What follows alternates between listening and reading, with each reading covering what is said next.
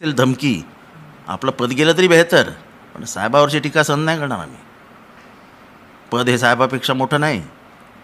म्हणजे त्यांना वाटत असेल की हे पदाला घाबरतील, मंत्रिपदाला नाही नाही नाही नाही. बापापुढे कोण नाही.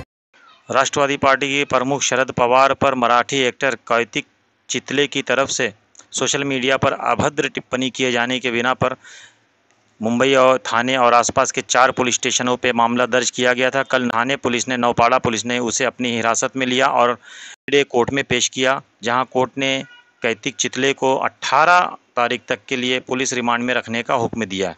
आप देखें ये रिपोर्ट.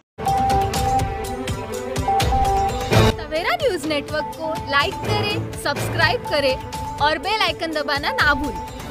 क्या हुआ और आगे की क्या अपनी इंक्वायरी रहेगी, किस तरह की इंक्वायरी रहेगी? आज हमने कोर्ट में केतकी मिलिंद चितले को हाजिर किया था.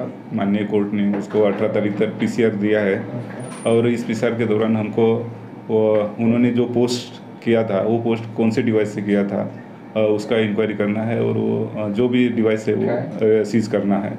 ये हमारा आगे का प्लान ऑफ एक्शन रहेगा. उसने एक्सेप्ट किया था कि मैंने पोस्ट किया था? हाँ, उन्होंने कोर्ट में ये एक्सेप्ट किया कि जो पोस्ट है उन्होंने ही किया है, ऐसा उन्होंने कोर्ट के सामने एक्सेप्ट किया था. अभी क्या सीज किया और क्या सीज करना बाकी है? अभी हमने उसके पास से एक जो मोबाइल है वो मिला है, वो सीज किया है और उसका लैपटॉप और दूसरे और कोई चीज़ें जो है, मोबाइल और दूसरा कोई है क्या वो भी देखना है और वो सीज करना है. जो नाम पे पोस्ट विकास ये भावे, नितिन भावे, वो उसका कुछ कनेक्शन नहीं. नितिन भावे जो है, एडवोकेट नितिन भावे, वो जो है वो कौन है इसके बारे में उन्होंने अभी तक कुछ बताया नहीं. उसी के लिए तो हमें इन्वेस्टिगेशन करना है.